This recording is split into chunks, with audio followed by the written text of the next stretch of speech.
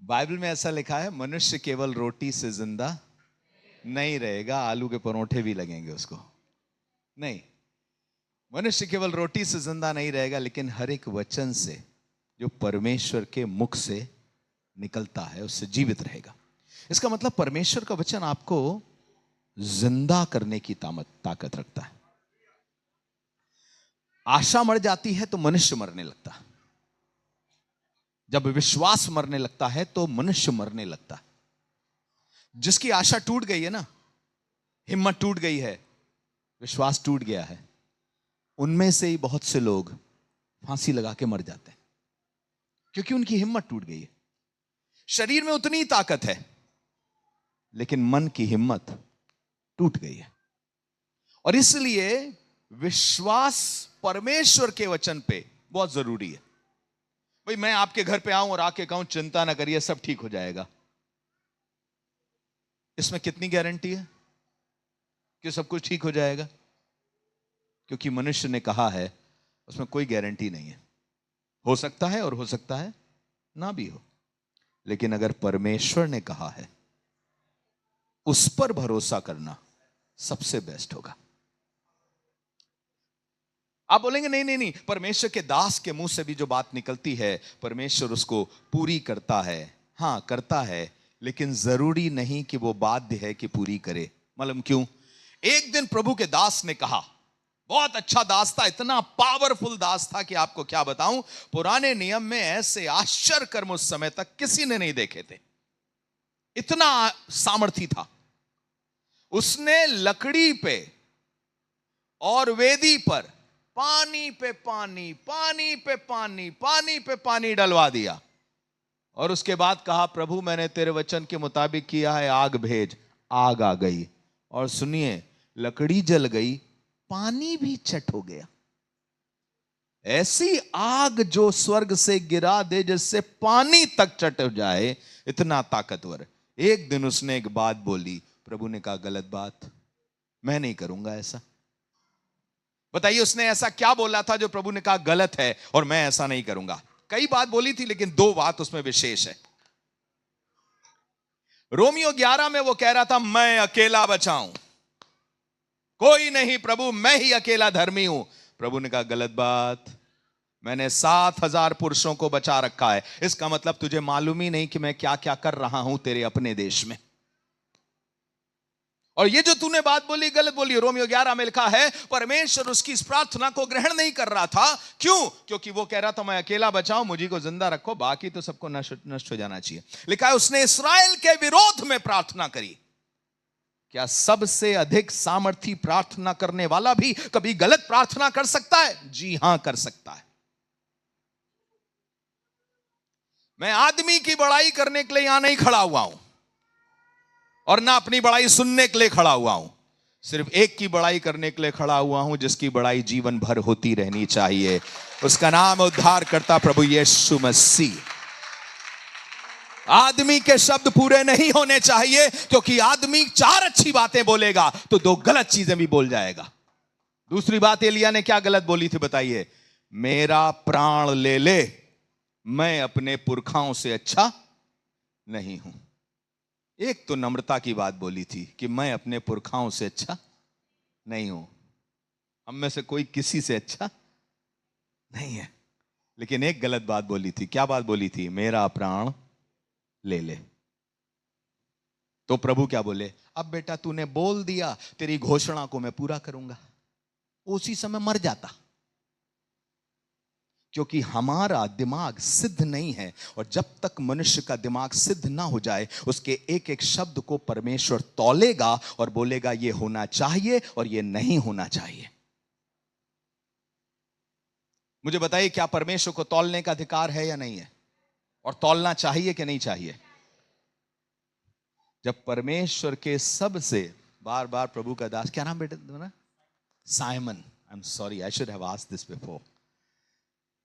Simon बार बार हम लोग को इज्जत दे करके कह रहा है, श्रेष्ठ और उत्तम दास। हम लोगों से करीबी से पूछो, क्योंकि हमारा मानना है सीधी बात, नो बकवास। मैं स्टेज पे खड़े होकर अपनी तारीफ नहीं कर सकता और आदमी की तारीफ नहीं कर सकता। मैं उसकी तारीफ करता हूं जो तारीफ के लायक है। उसका नाम उद्धार करता है यीशु मसीह।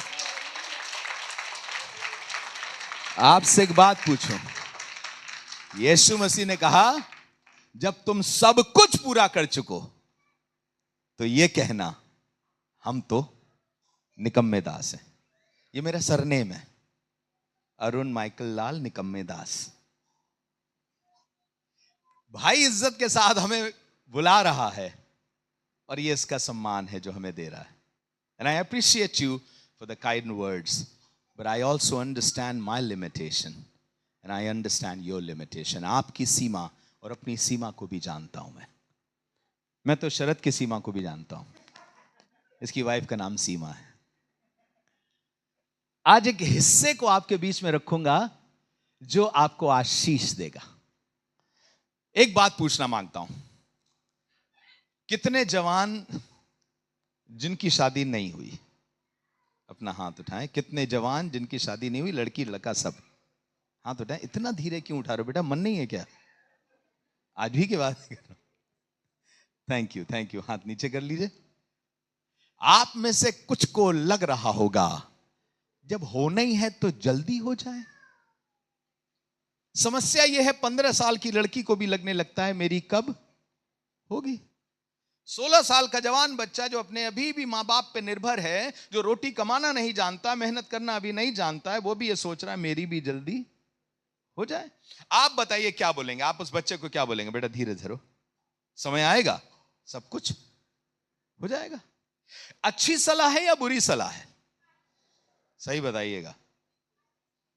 कितने में शादी हो गई? नहीं हुई? आपकी हो गई? कितनी उम्र में हुई थी? 21 साल में। बस अभी निकले ही निकले हैं उस उम्र से। सरकार ने कहा 21 में शादी कर सकता है आदमी, इसने 21 साल एक दिन के होते ही कर ली।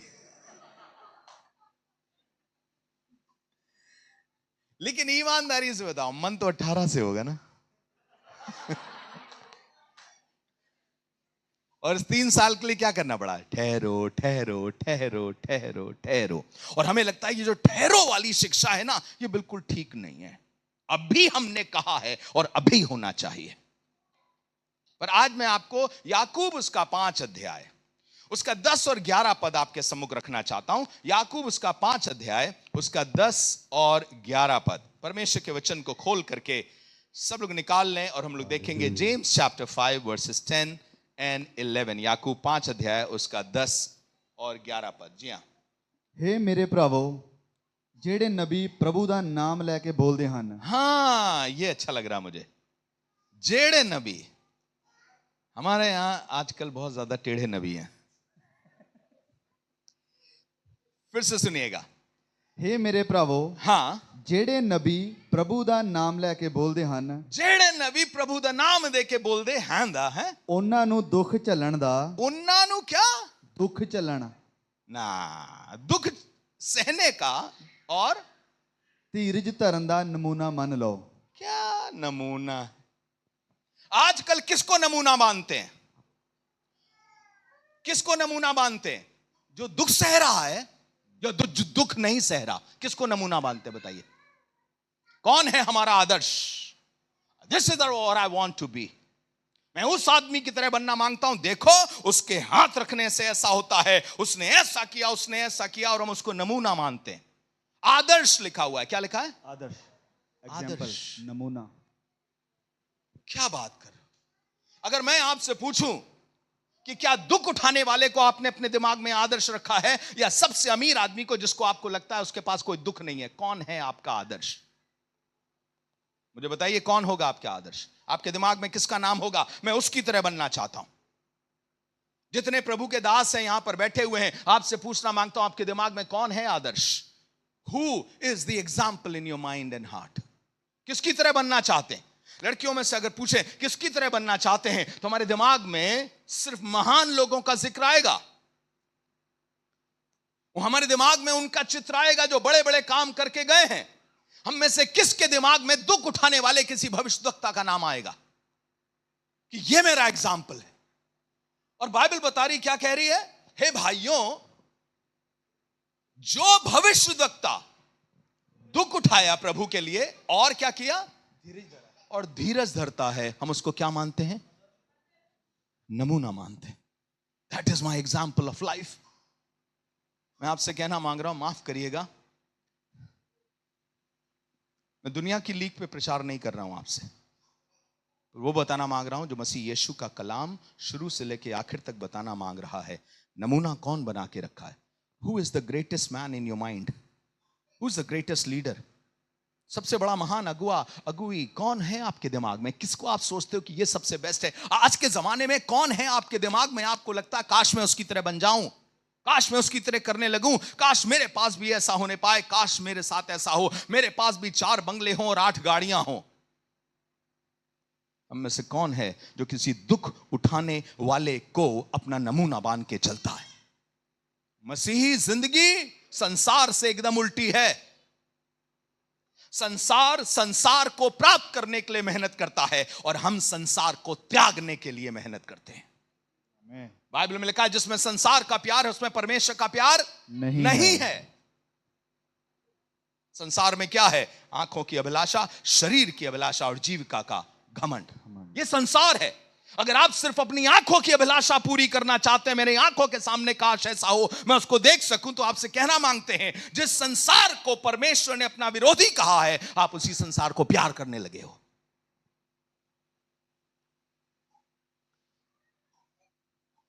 रोटी, कपड़ा, मकान, ये सब परमेश्वर पापियों को भी देता है और भर भर के देता है। दानियल 2 अध्याय में लिखा हुआ है, वो राजाओं का उदय करता है और वही राजाओं का अस्त करता है। कौन की बात कर रहा था? अन्य जाति राजा की बात कर रहा था।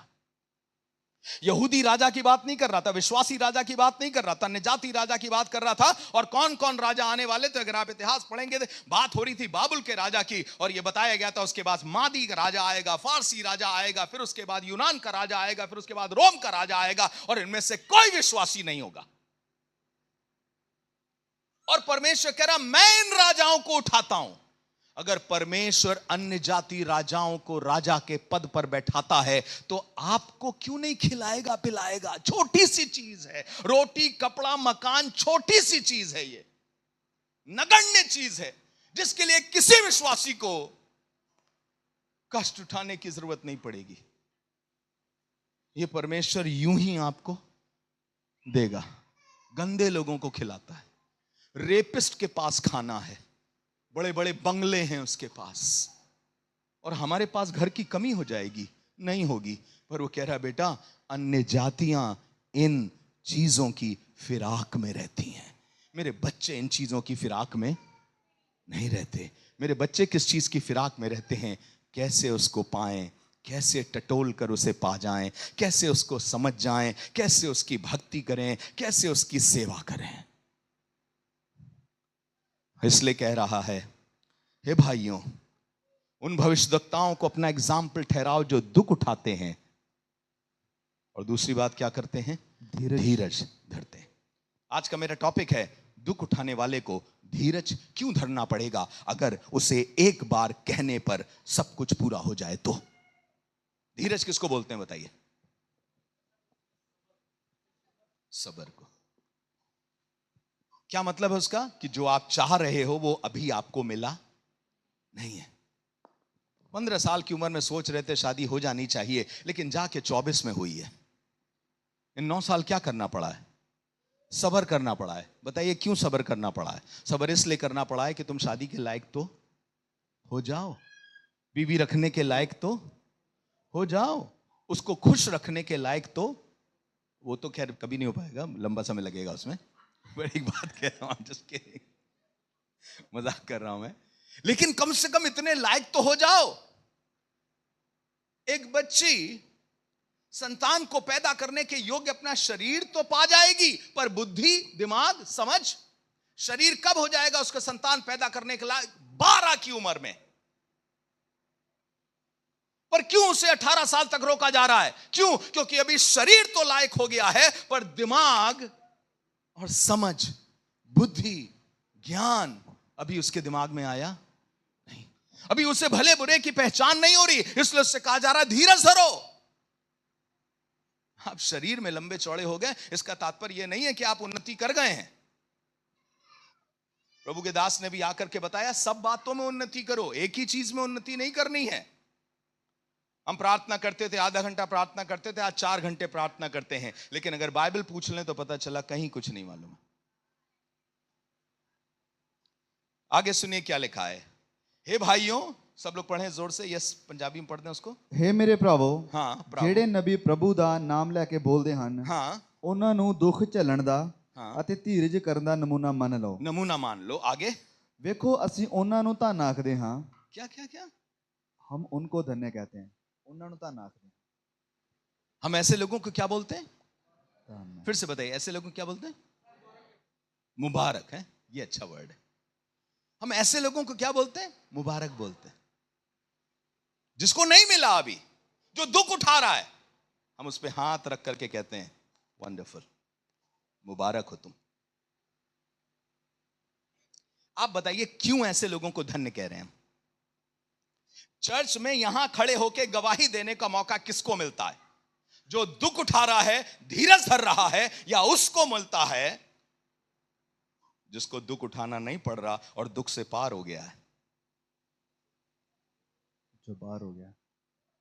कोई है जिसको बुला करके ये कहा जाता है तुम 12 साल से समस्या में हो, लेकिन आओ अपने बारे में ये बताओ कि मैं 12 साल से दुख उठा रहा हूं, लेकिन प्रभु यीशु मसीह पे विश्वास मेरा आज भी कम नहीं हुआ है, और ये हालेलुया। मेरी गवाही है। आमीन। क्या ये गवाही है? आई मीन, क्या ये गवाही है? यीशु मुर्दों में से जी उठा, पूरे नए नियम की यही गवाही थी जिस पे वो मर जाते थे। हमारी गवाही जो हमें दी गई है, मालूम क्या है?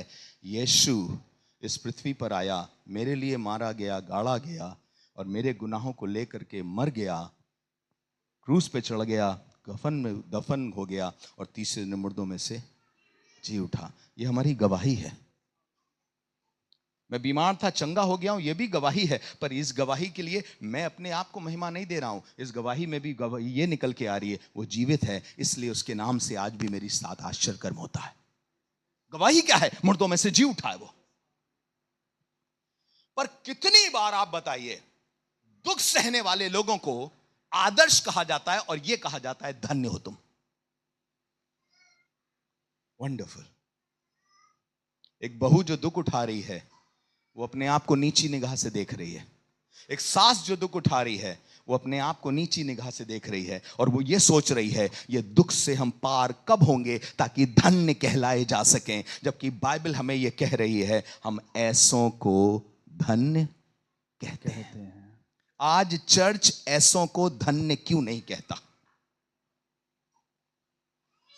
जब मैं खड़े होकर के यहां गवाही दूं कि मैं गरीब था और आज मेरे पास 4 बंगले हैं और 6 गाड़ियां हैं, तो आप सब धन्य कहेंगे और तालियां बजाएंगे। पर अगर मैं कहूं मेरे पास सब कुछ था, पर यीशु मसीह की महिमा में वो सब कुछ मुझसे छीन लिया गया, मेरा घर चला गया, लुट गया, लोगों ने आके आक्रमण कर दिया, बर्बाद हो गया, ऐसी अवस्था में कौन मुझे धन्य कहेगा? कोई धन्य कहेगा? पर सुनिएगा, जितने लोगों ने यीशु नाम के लिए दुख उठाया है ना, वो सिर्फ यीशु के लिए दुख उठाते समय ही धन्य हो गए। अभी उन्हें बदले में कुछ मिला या नहीं मिला। मालूम क्यों? कुछ लोग जो सताए गए थे, उनको मारा गया था, बेतें पड़ी थी, वो कहने लगे हम उसके नाम के योग्य, दुख उठाने के योग्य तो ठहरे। इसमें क्या खुशी की बात है कि तुम्हें बेतें पड़ी हैं? इसमें क्या खुशी की बात है? अरे जिसके नाम के लिए बेतें पड़ी है ना, उसने हमारे लिए स्वर्ग में कुछ सोच रखा है और रख रखा है। हालेलुया, आमीन। उसके नाम के लिए बेतें पड़ी हैं। ये जो दान हमने कर दिया है, मेरे पास भी सब कुछ था, हमने ये सब कुछ दे दिया, इसमें हमारी बड़ाई क्या है? बड़ाई कुछ नहीं है, पर खुशी इसमें यह है अपने स्वामी के लिए मैंने सब कुछ लुट जाने दिया। ऐसे लोगों को धन्य कहिए जिनकी आंखों में पैसों के लिए प्यार नहीं, पर खुदा के लिए इतना प्यार है कि अपना सब कुछ छोड़ के भी खुदा को नहीं छोड़ेंगे। ऐसों को धन्य कहिए जिन्होंने यीशु के लिए कुर्बानियां दी हैं, दे रहे हैं और देने के लिए तैयार हैं। हम ऐसों को क्या बोलते हैं? धन्य बोलते हैं। अपने बगल वाले से बोलिए, प्रभु के लिए दुख उठाओगे और धीरज धरोगे तो धन्य हो जाओगे। मुबारक हो अगर सबर करते हो तो। सबर कौन करता है बताइए? जिसको अभी मिला। चबर चबर तो सब कर सकते हैं, मालूम ना चबर चबर किसको बोलते? बोलता बहुत है, बड़ी बड़ी बातें सब कर सकते हैं, पर हो सकता है दिल में सबर ना हो। प्रार्थना बहुत से लोग कर सकते हैं, पर हो सकता है दिल में सबर ना हो। जो दिल में सबर लिए हुए है उसको कैसा बोलते हैं बताइए? दिल में सबर रखने वाला कैसा दिखाई देगा? अगर किसी लड़के को शादी करनी है, उसकी उम्र 21 साल हो गई है और कह रहे हैं इसको सबर है या नहीं है, तो कैसे पता चलेगा? जो लड़का 21 का होते ही किसी कॉलेज के बाहर खड़ा हो गया, लड़कियों का कॉलेज है, उसके बाहर खड़ा होकर के एक दरवाजे से दूसरे दरवाजे तक छोड़ रहा है लोगों को आंखों ही आंखों में, आप क्या बोलेंगे? उससे सबर है? नहीं है उससे सबर। और बहुत से लोग परमेश्वर में आने के बाद यह सोचते हैं अब मेरा जीवन एकदम से ऐसा होना चाहिए जैसा मैं चाहता हूं। अरे भाइयों और बहनों, पहली चीज तो जीवन वैसा नहीं होना चाहिए जैसा आप चाहते हो, जीवन वैसा होना चाहिए जैसा वो चाहता है। दूसरी बात, उसके लिए भी सब्र करना पड़ेगा। आप बताइए, परमेश्वर ने सृष्टि कितने दिन में बनाई? 6 दिन बनाई। बनाई कैसे? जब पहाड़ बनाने थे तो सारे पत्थर लेके आया है, इकट्ठे करें पत्थर, पहले पत्थर बनाया है, फिर पहाड़ों को बनाया है, इतनी मेहनत लग गई, बस आज इतना। या उसने कहा और हो गया? कहा और हो गया। इसमें क्या मेहनत लगी कि उसने विश्राम किया? 6 दिन में उसने सारी दुनिया बनाई और उसके बाद 7वें दिन क्या किया? और दुनिया बनाई कैसे? बोल के। कितना थक गए आप बोल के बताइए?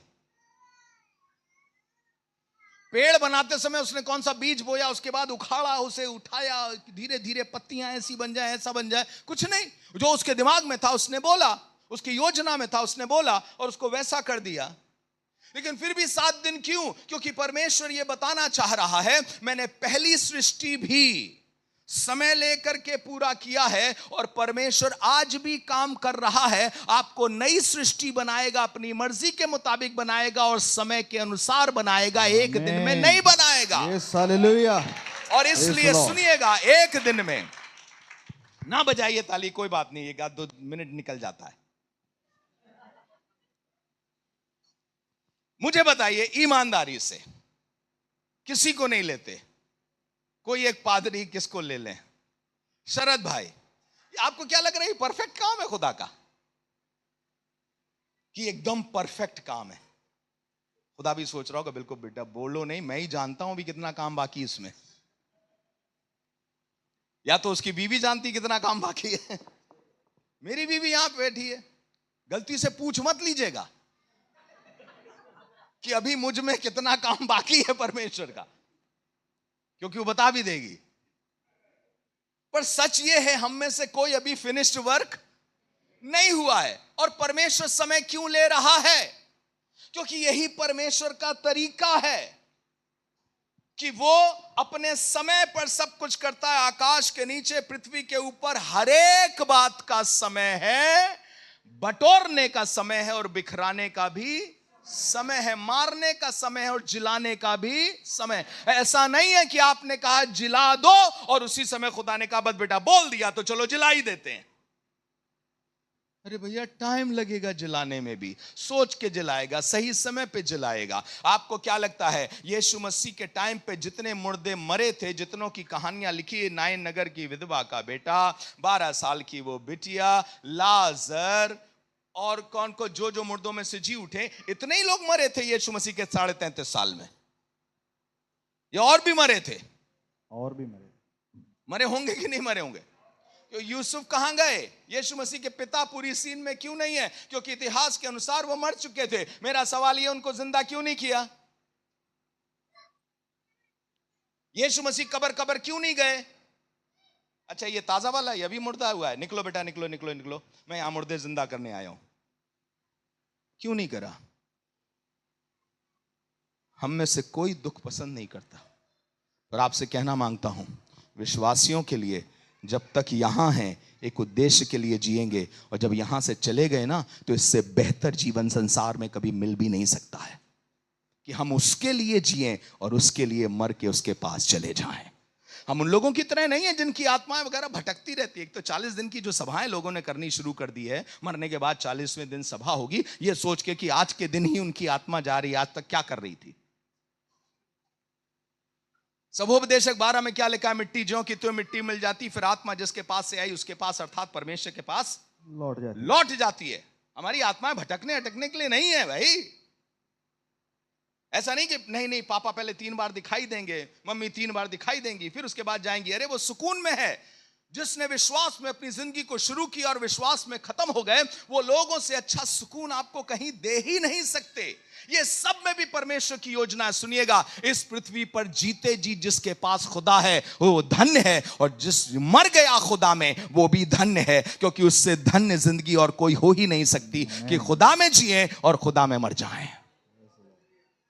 पर सच ये है, आज के जमाने की कलीसिया दुख उठाने वालों को और धीरज धरने वालों को धन्य नहीं कहती, और यह हमारे समाज की विडंबना है। हम सिर्फ बड़े सिंहासन पर बैठने वालों को धन्य बोलते हैं, बड़े नाम लेने वालों को धन्य कहते हैं, जिनका नाम बड़ा हो गया है, जिनकी पदवी बड़ी हो गई, जिनके सम्मान बड़ा हो गया है। एक दिन की बात है, किसी को दुख उठाना पड़ा, किसी को बहुत मारा गया। एक लड़का था, वो सभा कर रहा था, अचानक कुछ लोग घुस आए और उसे लाठियों से मारा, उसे पैरों से मारा, और वो कई दिन घायल अवस्था में रहा। एक दिन मेरी जब उससे मुलाकात हुई, उसके कई घाव थे, उस समय भी चोटें थी। जब मेरी मुलाकात हुई उससे, तो वो, आपको बताना मांगता हूं, मैं बिशप हूं और वो एक साधारण सा पादरी है।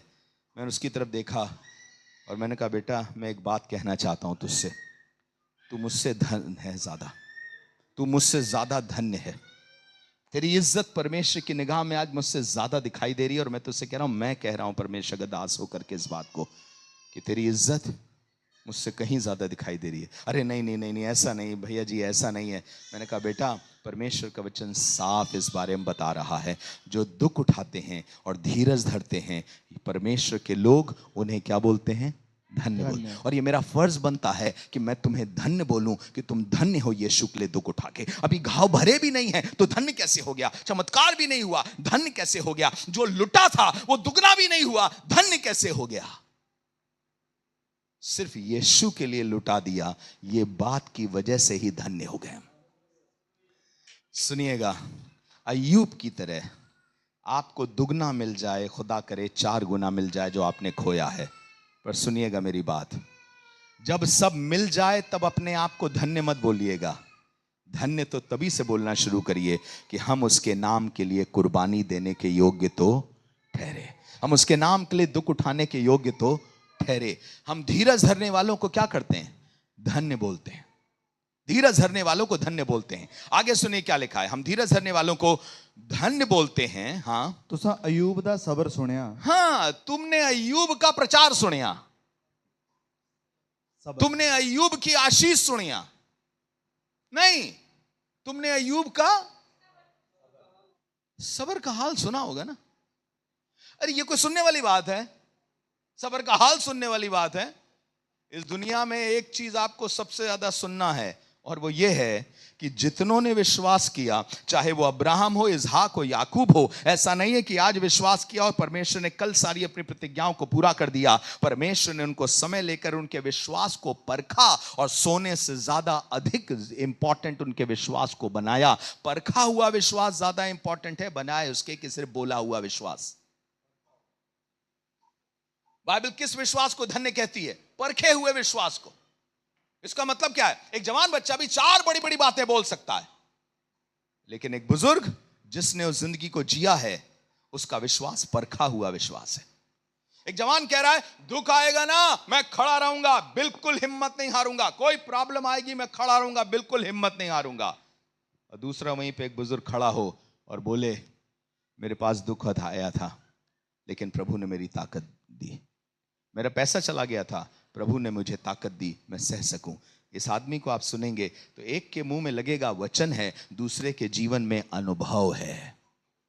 एक के मुंह में सिर्फ वचन है पर दूसरे के मुंह में क्या है, जीवन के अनुभव की बातें हैं। आप इस बूढ़े के पास जाएंगे और कहेंगे अंकल अपनी कहानी बताइए, किस किस दौर से गुजरे थे। दूसरा वाला तो सिर्फ चिल्ला रहा है, सिर्फ बोल रहा है, जिसके अगेंस्ट में मैं नहीं हूं, पर मैं ये कहना मांग रहा हूं, सुनिएगा, हम धीरज धरने वालों को धन्य कहते हैं, हम दुख उठाने वालों को धन्य कहते हैं। जिनके लिए यीशु सबसे बड़ा धन है उनको धन्य कहते हैं।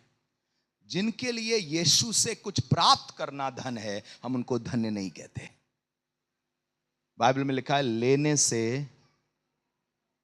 देना। प्रेरितों का काम 20:35 में ना पौलुस ने इफिसु की कलीसिया के सारे अगुओं को बुला करके उनको समझाया था, तो उसने वहां पर यह बात बोली थी, हम खुद तुमसे कहना मांगते हैं, समझो प्रभु ने खुद कहा है। क्या कहा है? लेने से देना अधिक धन्य है। जितना आप प्राप्त करके खुश होते हो, मेरी प्रार्थना है उतना प्रभु के लिए दे करके खुश हो तो मजा आ जाएगा।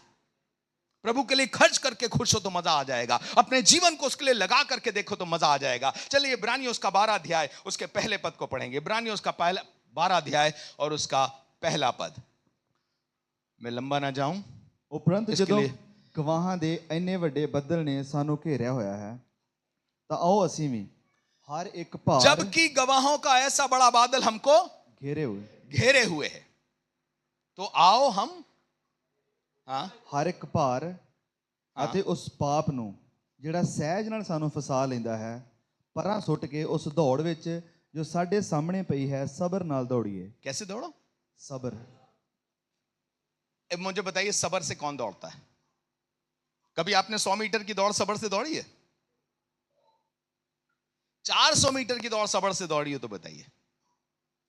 या कोई भी दौड़ पता चला वहां फ्री में मिल रहा है कुछ, 4 लोगों को पता चला वहां फ्री में लॉटरी बट रही है और उसमें 2-2 लाख की लॉटरी निकल रही है। आप बताइए कौन सबर से दौड़ेगा? कौन दौड़ेगा और बोलेगा बहन तू आगे जा, कोई बात नहीं? कोई सबर से दौड़ेगा? हमारी दौड़ सबर की दौड़ क्यों कह रहा है भाई? और वो कह रहा है वो दौड़ जिसमें हमें दौड़ना है रोकने वाली वस्तु, उलझाने वाले पाप को जो हमें आसानी से उलझा लेता है, दूर करके सबर से दौड़ें। बिना सबर के आपकी जिंदगी कब्र जैसी हो जाएगी और फिर बाद में वो खबर बन जाएगी। बिना सबर के जिंदगी नहीं होनी चाहिए। आपका जीवन भी बिना सबर के नहीं होना चाहिए, क्योंकि सबर के साथ ही दौड़े जा सकते हो। हमारी पत्नी की शादी हुई, दिल पसंद मन पसंद बीवी मिली मुझे। जैसे बोलते हैं ना लोग, पास्टर जब बोलता है क्या तुम इसे अपनी मन पसंद बीवी कबूल करते हो, तो कुछ लोग कहते होंगे मैं दहेज पसंद बीवी कबूल करता हूं। मन पसंद बीवी मिली, लेकिन आपसे कहना मांगता हूं शादी के बाद उससे ये एहसास हुआ ये कौन चीज गले लग गई। और ऐसा ही एहसास मुझे भी हुआ और हम दोनों एक दूसरे को बदलने की कोशिश कर रहे थे। ये मुझे बदल रही थी और मैं उसको बदलने की कोशिश कर रहा था, और मजे की बात है दोनों में से कोई नहीं बदल रहा था। कोई ऐसा पति नहीं है जो ये ना कहता हो, या पत्नी नहीं है जो ऐसा ना कहती हो ये आदमी कभी नहीं बदलेगा। ज्यादातर पत्नियों ने ये बात कही होगी, ये आदमी कभी नहीं बदलेगा, क्योंकि हम बदलना मांग रहे हैं। पर आपसे कहना मांगता हूं 7-8 साल तक ये मुझे बदलती रही, हम इसको बदलने की कोशिश करते रहे और हम दोनों की जिंदगी बदल नहीं रही थी, क्योंकि हमें लग रहा था हमें फिनिश्ड वर्क चाहिए, इसे लग रहा था इसे फिनिश्ड वर्क चाहिए, इसे पक्का आदमी चाहिए, वो आदमी जो एकदम 100% स्वर्गदूतों के बाद दूसरे नंबर पे आता हो। मैं सोच रहा था कि मैं भी एकदम सारा के बाद दूसरे नंबर पे जो महिला आती उसी महिला से शादी कर रहा हूं मैं, लेकिन बाद में एहसास हुआ ऐसा कुछ नहीं है। मुझे धीरज धरना पड़ेगा इसके लिए और इसको धीरज धरना पड़ेगा मेरे लिए। आप पता करके देख लीजिएगा मैं किस टाइप का हस्बैंड था। बहुत से हस्बैंड हंसते हंसते बेंड हो जाते हैं, मैं उनमें से बिल्कुल नहीं था। और ना ये थी, इंग्लिश में इसने एमए किया है पर इसे एक स्पेलिंग आती ही नहीं थी, ना बोलना आता था ना स्पेलिंग आती थी। सॉरी, SORRY, सॉरी कभी नहीं। अब मैं सोचता था यार सारी जिंदगी मेरी गलती है, इसकी तो हो ही नहीं रही है। पिछले 7-8 सालों से इसकी कोई गलती नहीं रही है, सारी मेरी है। लेकिन आपको बताएं, एक समय में आया जब मेरे पास एकदम से, जैसा पुराने जमाने में सीरियल्स में नहीं होता था, वो वाला मौका आया जब इसने कहा मेरी गलती थी, आई एम सॉरी। मैं एकदम, क्या सॉरी निकला? अरे भाई धीरज धरो, धीरज धरने वाले अपनी मंजिल को प्राप्त करोगे, लेकिन एक दिन में कुछ नहीं होने वाला। परमेश्वर ने अगर तुम्हें 80 साल का जीवन दिया है तो 80 साल वो हर दिन तुम्हारे अंदर काम करेगा, बनाता चला जाएगा। पहले दिन तुम वो नहीं बन जाओगे, पहले दिन तुम सिद्ध नहीं बन जाओगे। पास्टर साइमन, आप कितने भी अच्छे हो, लेकिन 4 लोग आपके अंदर गलतियां पाएंगे और वो सच भी होगी। और आप भी जितने अच्छे बन जाओ, हम आपके अंदर गलतियां पाएंगे और वो सच भी होंगी, क्योंकि हम सब धीरे धीरे अंश अंश करके उसके स्वरूप में बदल रहे हैं। हालेलुया। और इसके लिए धीरज धरना पड़ेगा। कोई पादरी ऐसा बता दीजिए जिससे लोगों के साथ धीरज नहीं धरना है, सबर नहीं करना। हर एक पादरी को सबर करना है। एक दिन पौलुस ने फिलिप्पियों 3 अध्याय के पहले पद को पढ़िए, पढ़िए क्या लिखा है। फिलिप्पियों 3 अध्याय का पहला पद, पौलुस क्या बता रहा है। ये यात्रा सबर की यात्रा है। परिपक्व बनना सबर का काम है। यीशु मसीह के जैसा बनना सबर का काम है। हर एक चीज को परमेश्वर से प्राप्त करना सबर का काम है। बिना सबर के कुछ नहीं होगा। सुनिएगा, फिलिप्पियों 3 अध्याय का पहला पद। हाँ, यस।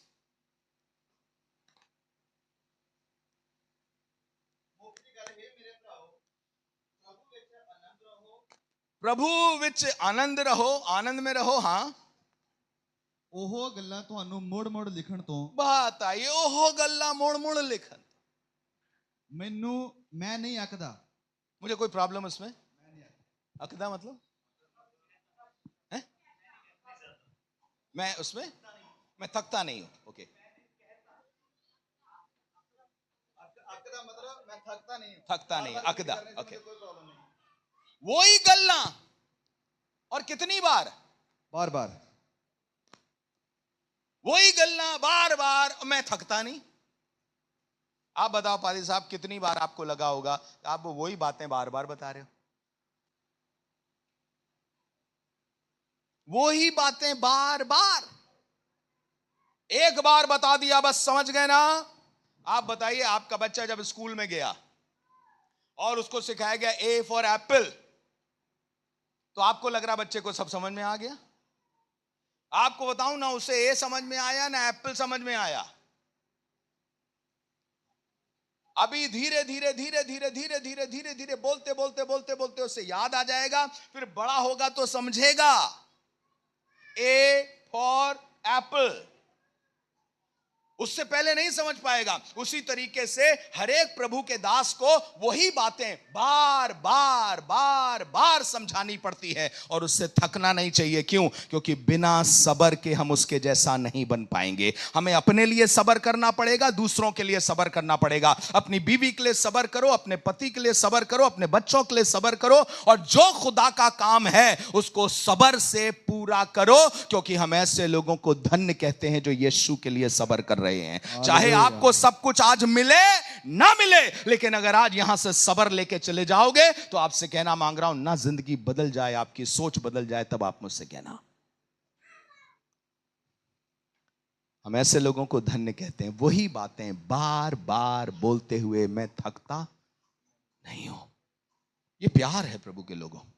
बार बार बोलने की जरूरत क्यों पड़ रही है? क्योंकि पहली बार में समझ नहीं आया, दूसरी बार में समझ नहीं आया, तीसरी बार में समझ नहीं आएगा, और किसी को एक बार में समझ में नहीं आता है। इसलिए पौलुस कह रहा बार बार बोलते हुए मैं थकता नहीं हूं। क्या करो? प्रभु में सदा आनंदित रहो। मालूम क्यों? क्योंकि कुछ लोग थोड़े समय तक प्रभु में आनंद है, फिर दुख देख करके परेशान हो रहे हैं, वो आनंद नहीं कर पा रहे। अरे दुख आ गया, इसका मतलब कुछ ना कुछ गड़बड़ होगी, दुख आ रहा है, दुख नहीं होना चाहिए कभी। पर प्रभु कह रहा है, बेटा परेशान नहीं हो, बार बार बता रहा हूं तुमको, अगर प्रभु के लिए दुख भी उठाना पड़े तो खुश हो इस बात से। और ये बार बार बताना पड़ रहा है। एक बात आपसे पूछूं, कोई है जिसको दर्द सहने की आदत हो जाती है और उससे छुटकारा नहीं चाहता? कोई नहीं। पर कोई है जिसे एसी में रहने की आदत हो जाती है और उसके बाद दूसरे बिना एसी के रह नहीं पाता। सुनिएगा, सुख आपको आदत में डाल सकता है, पर दुख से आदमी छूटना चाहता है। इसीलिए वो चाहता है यहां चला जाए, यहां नहीं हुआ, वो सुना है वो वाले पादरी प्रार्थना करते हैं, यहां छोड़ करके उस दूसरे वाले पादरी के पास पहुंच गया, वो आप प्रार्थना कर दीजिए। आपके साथ 2 साल रहे, फिर लगा कि यहां भी ठीक नहीं हो रहा है, उसके बाद तीसरी जगह चले गए, चौथी जगह चले गए। क्यों? क्योंकि आदमी अपने दुख से छूटना चाहता है और दुख की आदत कभी नहीं होती। और जब तक सब्र नहीं होगा, तो आपसे कहना मांगता हूं, वो इसी तरीके से आज यहां गया है, कल वहां जाएगा, परसों वहां जाएगा, वहां जाएगा, फिर वहां जाएगा, और वो कहीं जगह विश्वास योग्य नहीं रहेगा। और आज बहुत सी कलीसियाओं की यही समस्या है। क्यों मालूम? क्योंकि उनको सिखाया नहीं गया कि सब्र करने वालों को हम क्या बोलते हैं? धन्य बोलते हैं। धन्य हैं जो सब्र कर रहे हैं। और ये दौड़ कैसे दौड़ने की बात कर रहा है? धीरज से दौड़ो, सब्र से दौड़ो। अब जल्दी से बताऊंगा क्योंकि मेरे पास समय खत्म हो रहा है। 2 लोगों को बताऊंगा कि उनमें सब्र नहीं था और गड़बड़ हो गया उनका। एक औरत थी जिसका नाम था सारा।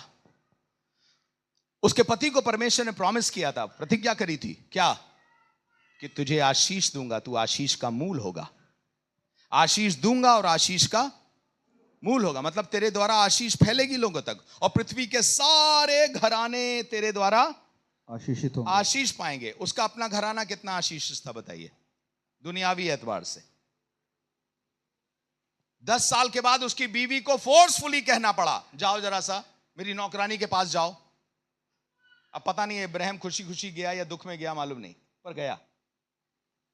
किसी बीवी को, मुझे बताइए, किसी भी पत्नी को यह अच्छा लगेगा अपने पति को किसी दूसरे पुरुष के पास भेजे? अच्छा लगेगा उसे? चाहती होगी वो, खुशी से चाहती होगी? नहीं, कभी नहीं। वो जीते जी मर जाए पर ऐसा ना करे। पर सुनिएगा, उस जमाने की विडंबना क्या थी? उस जमाने की समस्या क्या थी? समस्या यह थी कि जिसके पास संतान नहीं थी उसे लोग श्रापित समझते थे। 4 बातें बोलते थे उसे लोग। तो लोग इसके पास आकर के कहते होंगे, तुम्हारे पास संतान नहीं है ना, श्रापित कहीं की। देखो उसके यहां पर कितने, तुम्हारी नौकरानी देखो, वो वाली नौकरानी उसके 4 बच्चे हो गए हैं, वो वाली नौकरानी देखो उसके 2 बच्चे हो गए हैं। अरे तुम्हारे यहां के तो गाय बैल बकरी जानवर ये सबके बच्चे हो रहे हैं, तेरे ही नहीं हो रहे बस। आप बताइए, अब्राहम की पत्नी सारा 10 साल के बाद उसका धीरज टूट गया।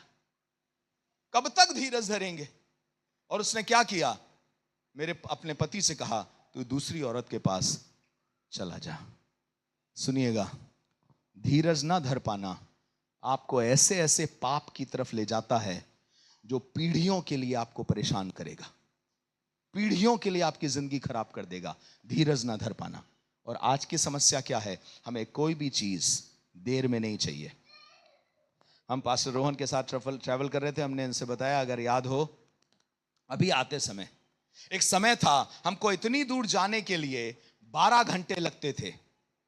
हमारी ट्रेन 7:30 से निकल करके 2 बजे पहुंच गई, जिसका मतलब 6.5 घंटे। 6.5 घंटे, जिसको हम 12-13 घंटे में यात्रा करते थे, वो 6.5 घंटे में यात्रा कर रहे थे। हम उससे क्या कह रहे थे? मुझे लग रहा 6.5 घंटे, बाप रे, ट्रेन में कैसे बैठे रहेंगे, बहुत मुश्किल है 6.5 घंटे बैठे रहना। और पहले 13 घंटे कैसे बैठ जाते थे? बैठ जाते थे कि नहीं? आदमी पहले बैलगाड़ी से जाता था, यहां से चंडीगढ़ जाना है तो उससे कहता था परसों पहुंच जाएंगे फुफ्फो। पर आज 1.5-2 घंटे में वो चंडीगढ़ पहुंच जाएगा। लेकिन उसे भी ये लग रहा होगा इतना टाइम लग रहा है, इतना देर लग रहा है। हम ऐसे जमाने में जी रहे हैं, जितना आप समय पर काम कर लोगे आपको लगेगा इससे भी और जल्दी हो सकता है, इससे भी जल्दी, इससे भी जल्दी, इससे भी जल्दी, इससे भी जल्दी हो सकता है। क्योंकि हमारा धीरज धीरे धीरे और खत्म पर होता चला जा रहा है। अगर आपके बच्चे कार्टून बहुत देखते हैं तो एक समस्या होती है, मालूम क्या? कार्टून कैरेक्टर में क्या होता है कि वो यहां से निकले और घर पहुंच गए। बच्चा जो होता है आपकी कार में बैठा, आपने कहा बेटा चलो फूफी के यहां चलते हैं, मामू के यहां चलते हैं, बच्चा थोड़ी देर के बाद 15 मिनट के बाद सवाल पूछने लगेगा, कब पहुंचेंगे, कब पहुंचेंगे, कब पहुंचेंगे? क्यों? क्योंकि बच्चे को सब्र का कोई कॉन्सेप्ट दिमाग में नहीं है, टाइम का कोई कॉन्सेप्ट उसके दिमाग में नहीं है। समय सब चीजों का समय है। 4 घंटा आप बोल दीजिए बेटा 4 घंटे में पहुंचेंगे, ना 5 मिनट के बाद आपसे फिर पूछे कब पहुंचेंगे। क्योंकि बच्चों के मन में सबर का और समय का कोई कॉन्सेप्ट नहीं होता। और माफ करिएगा, आज का चर्च भी इतना बचकाना चर्च है, बच्चा चर्च है कि उसे ना सबर का कोई कॉन्सेप्ट है और ना ही उसे कोई समय का कॉन्सेप्ट है कि हर चीज परमेश्वर के समय पर होगी। समय से पहला बच्चा पैदा हो जाएगा तो कमजोर बच्चा होगा,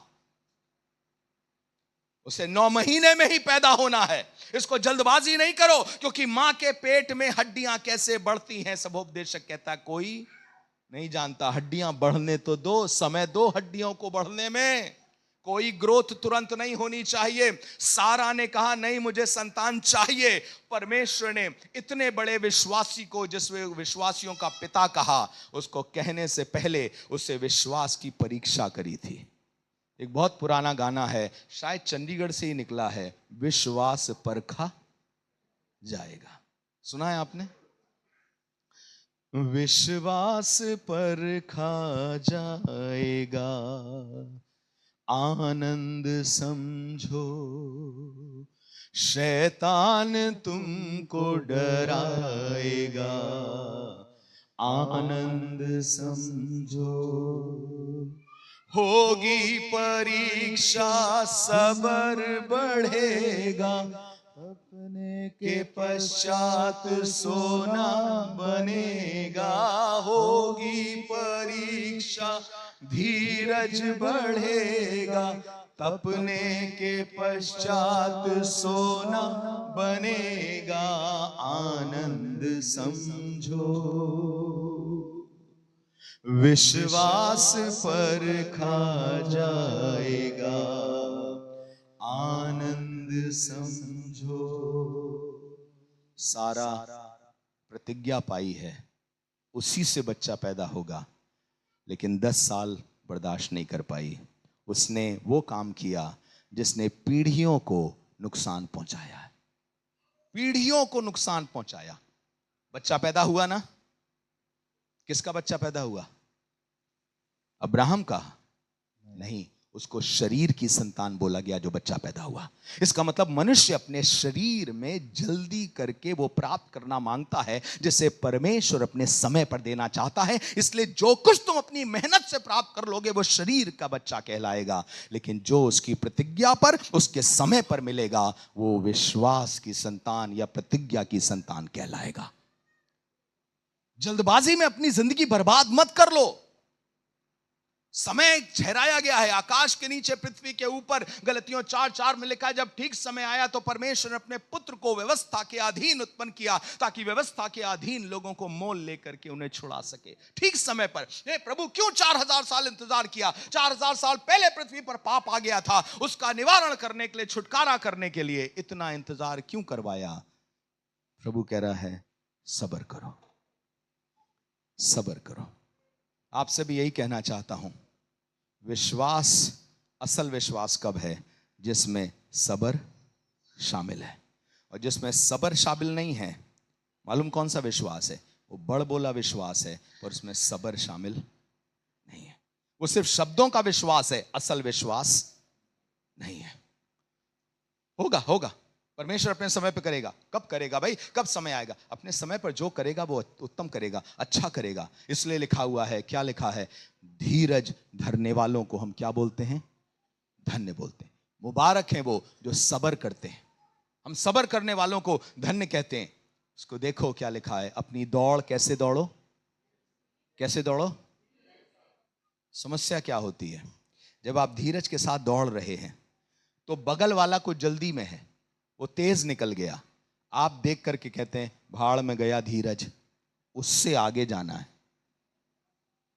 4 साल मिनिस्ट्री, उसके पास देखो बिल्डिंग है, हमें भी कुछ तो ऐसा करना पड़ेगा जिसमें हमारे पास भी 3.5 साल में बिल्डिंग हो जाए।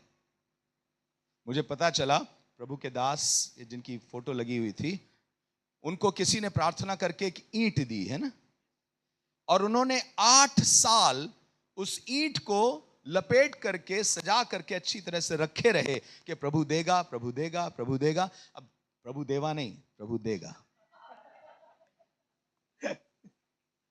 अब बताइए, क्या परमेश्वर के पास उस समय 20 लाख रुपए की कमी थी क्या?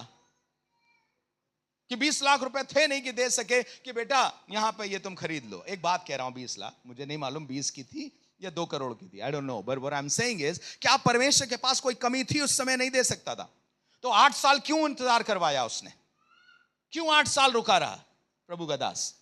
प्रतिज्ञा पाने के बाद, भविष्यवाणी होने के बाद, ईंट मिलने के बाद क्यों 8 साल परमेश्वर का दास रुका रहा? इसीलिए क्योंकि धीरज परखा जाता है और धीरज धरने वाले ही धन्य कहलाते हैं। परमेश्वर अपने समय पर अपना काम करेगा, जो करेगा बेस्ट करेगा, अपने तरीके से करेगा, उसे मालूम है किस तरीके से करेगा। शरीर की ताकत लगा दोगे तो सुनना, तुम्हारे द्वारा इस्माइल पैदा होगा जिससे तुम तो खुश हो जाओगे, पर खुदा इस्माइल से खुश नहीं होगा। तुम्हें तो लगेगा तुम्हारी गोद भर गई है, पर खुदा उस गोद भराई से खुश नहीं होगा। सब लोगों से बस यही कहना चाहता हूं, हम धीरज धरने वालों को क्या बोलते हैं? धन्य बोलते हैं। आपसे भी कहना मांगता हूं, अगर तुम विश्वास में हो, दुख भी उठा रहे हो प्रभु के लिए और धीरज धर रहे हो, तो तुम धन्य हो, तुम मुबारक लोग हो। तुम वो लोग हो जिसका एग्जाम्पल लोगों को दिया जाएगा, आज नहीं कल दिया जाएगा, पर दिया जाएगा। प्रभु आपको आशीष दे।